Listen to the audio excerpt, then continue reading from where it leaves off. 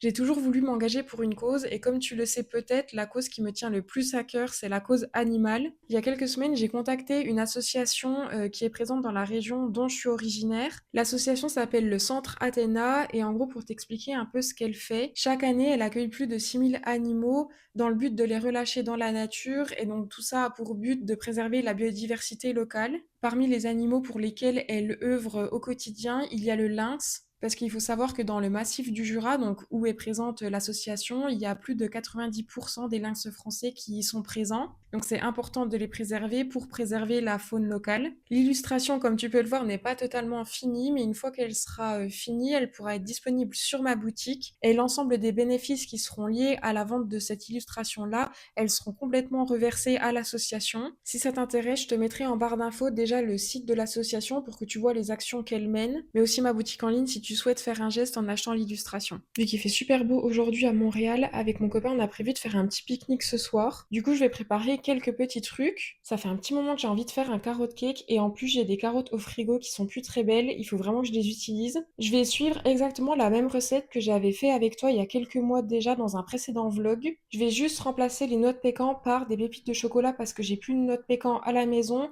et comme ça sera un peu plus gourmand aussi. De toute manière, je te mettrai la recette en barre d'infos.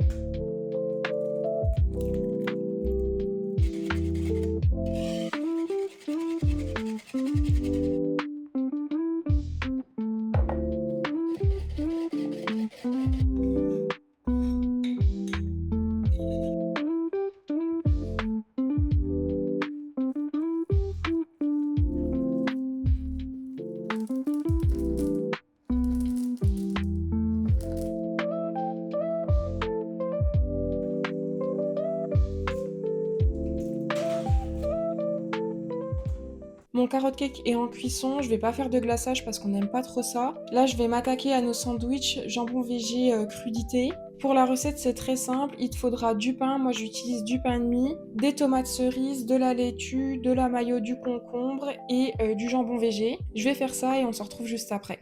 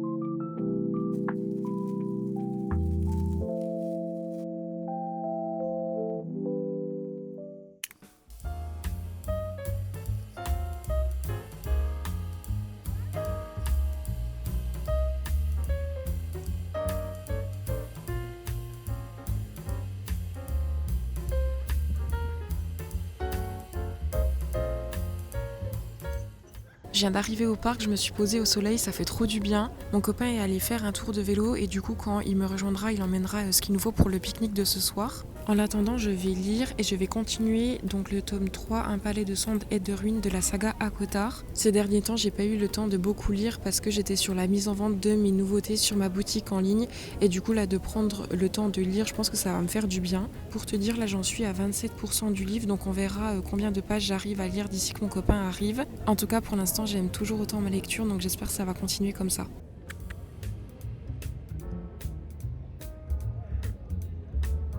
C'est beau. Tu fais le beau là. Hein? Ah oui.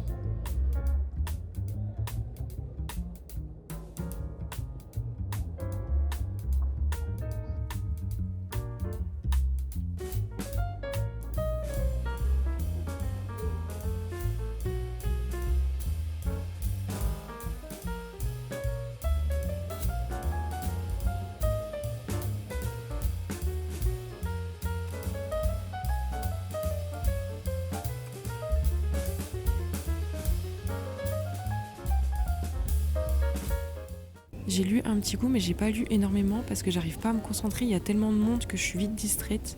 Mais bon, c'est pas grave, mon copain ne devrait pas trop tarder de toute manière.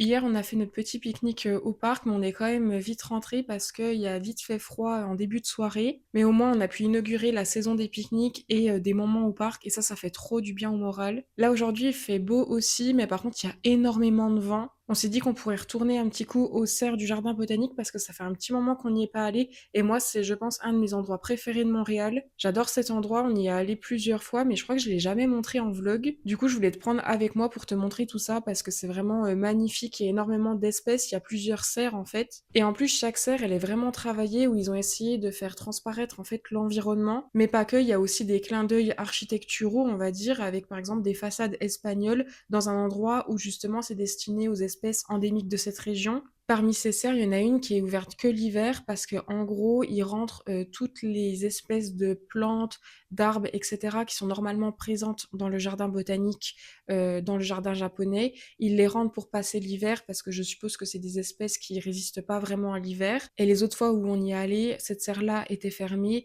parce qu'on n'y est pas encore allé en fait dans la saison hivernale. J'ai hâte de la découvrir et j'espère aussi qu'ils auront un peu travaillé du coup l'environnement et l'aspect architectural de la serre.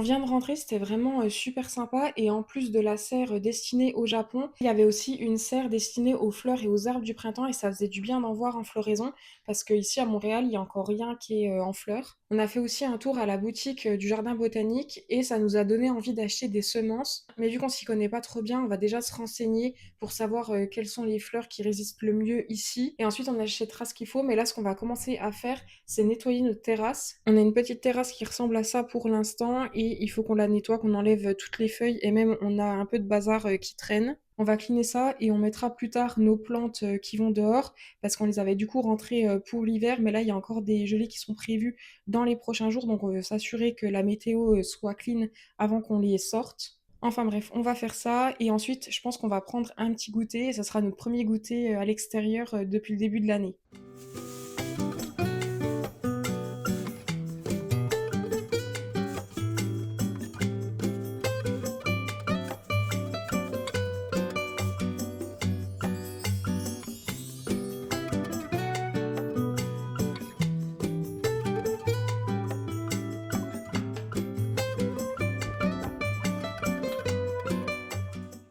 Bon bah voilà, la terrasse est toute propre. Ah Pita. Bon oui, t'es bien là.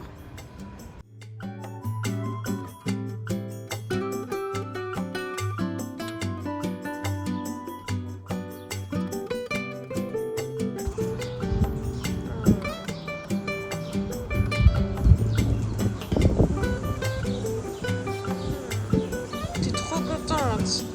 Regarde comme elle est trop contente. Elle se frotte.